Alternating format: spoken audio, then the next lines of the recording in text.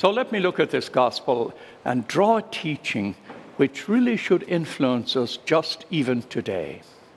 Now, Jesus warns his disciples, life will not be perfect. They will expel you from the synagogues. You will have challenges in your life. You will have reversals in your life. You will be required to make sacrifice in your life. Life will not be perfect when you follow Jesus Christ. What does this mean to us? Well, they won't expel us from the synagogues and they won't try to kill us, but we have to face the imperfect life. So let me talk about this for just a few moments. When I was thinking about the imperfect life, I remember Karl Rahner, this great theologian, says, in the torment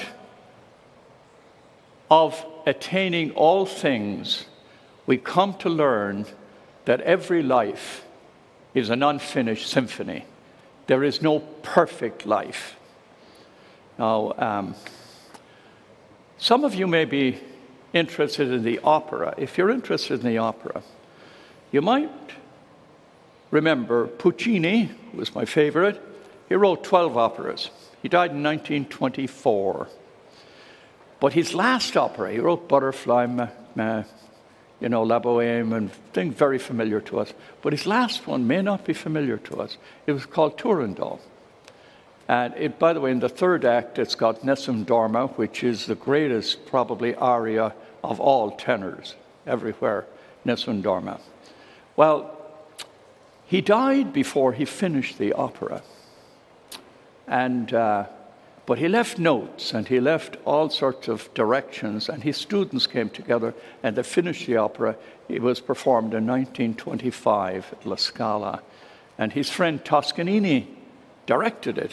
And when he got to the end of the second act, he stopped, turned to the audience with tears in his eyes. That's where the maestro stopped. And then he went on to the third act, which is enormous. Teaches us that no matter what we do, nothing is perfect. There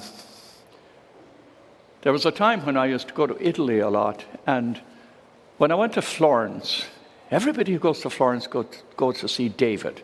Remember David? The great 17-foot-high David by Michelangelo. But on the way up to see David, there are 4 unfinished pieces by Michelangelo. They're called the 4 slaves. And the first one we meet is called the Awakening Slave. It's the image of a man he's all curled up inside a piece of marble, and he's trying to find his way out. Life is like that. Life is unfinished. Life stands before us, but it's not perfect. So now, when you come to what this means in your life, it means your parents are not perfect. So stop demanding that your parents be perfect. It means your teacher may have a bad day. Do you allow your teacher to have a bad day? Yes? Would you allow your teacher to have a bad day? Is that okay? You think it's okay? It's okay for a teacher to have a bad day. It's okay for you to have a bad day. It's okay for any of us to have a bad day, because life is not perfect. Do you get A's all the time? Okay, is that fine? Just fine. You don't need to get A's all the time. If you work hard and you get a B or a C, that's fine. You're not meant to be perfect. You're meant to be perfectly wonderful. And you are perfectly wonderful. Do you believe that? Yes, you'd believe that. You're perfectly wonderful. Here's what I want you to take from this gospel. We have to develop a spirituality that keeps us alive and optimistic even when things go against us. Even when did you all apply for high schools in the 8th grade? Okay, maybe you all didn't get into the high school you wanted, but that's okay. It's just a little challenge for you, and you'll find your way. The Lord will lead you.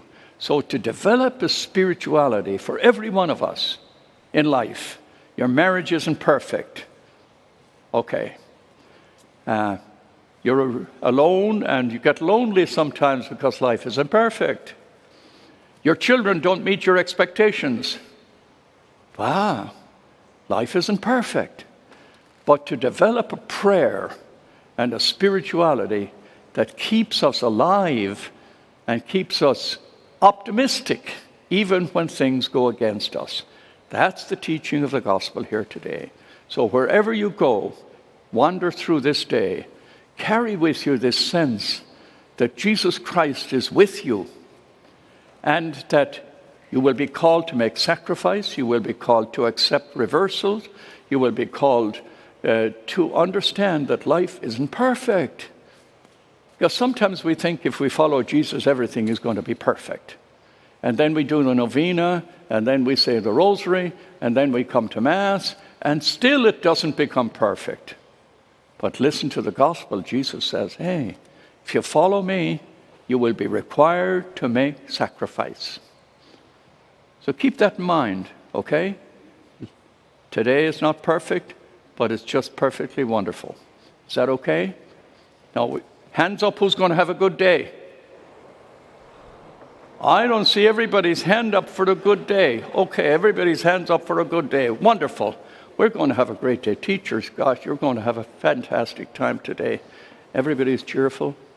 We're all cheerful. But I don't know, sometimes I think we're all cheerful, but we don't look cheerful. Look cheerful for me. Okay, I want everybody to look cheerful. This is good. Looking cheerful, that's helpful. You know, sometimes when I walk my dog in the morning, it's early in the morning, and I meet people, good morning, and they say, ugh. And I'd say, oh my God, mercy. Isn't it a wonderful day? And God has given us a new day. And isn't this wonderful to be alive? She's yawning here. You're yawning right in the middle of my homily. God of mercy. Well, life isn't perfect. The homily isn't perfect. I understand that. Okay. Life is just wonderful. Thanks be to God. We're alive.